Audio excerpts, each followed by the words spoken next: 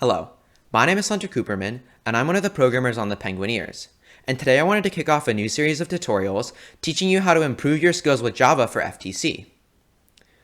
Now these tutorials aren't going to be like the typical tutorial you might see on YouTube, which teaches you the basics of Java, then goes on to show you how to set up Android Studio in OnBot Java, and then teaches you how to write your first autonomous, teleop, and hardware map programs. Because there are already a lot of really great tutorials that teach you how to do that. In fact, that's how we learned our first year as well. But we've noticed that, at least in the South Carolina region, some teams don't really advance beyond that.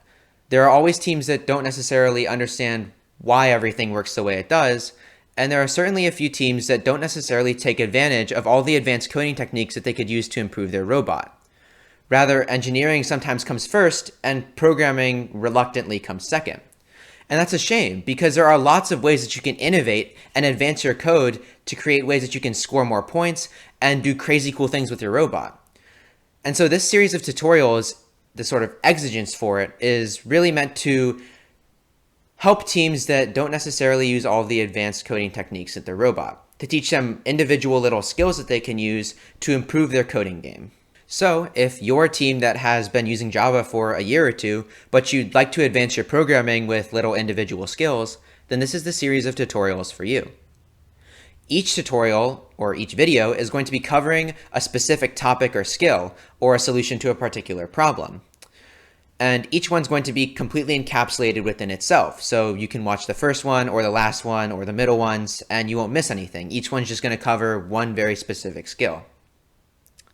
And we're going to start off pretty easy, actually really easy. The first video should be just scaling down your speed in teleop, being able to scale your joystick values down to 50% speed, 25% speed, 75, 100% speed, using basic conditionals in case you need to have times when you need to be more precise with your robot.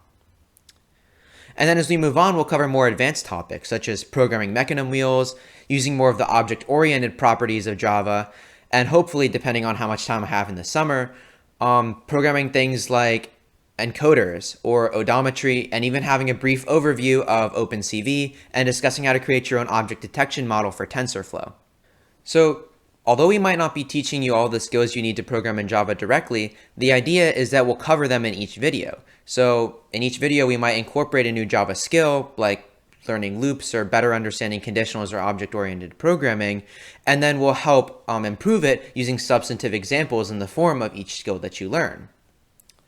And the idea is that not only do you learn how to become a better programmer for FTC, but you also learn just programming in general better if you intend to pursue a career in computer science. And hopefully, somewhere along the way, you'll have an aha moment where you're like, oh, that's why autonomous runs linearly, and I can just put conditionals in the loop for teleop.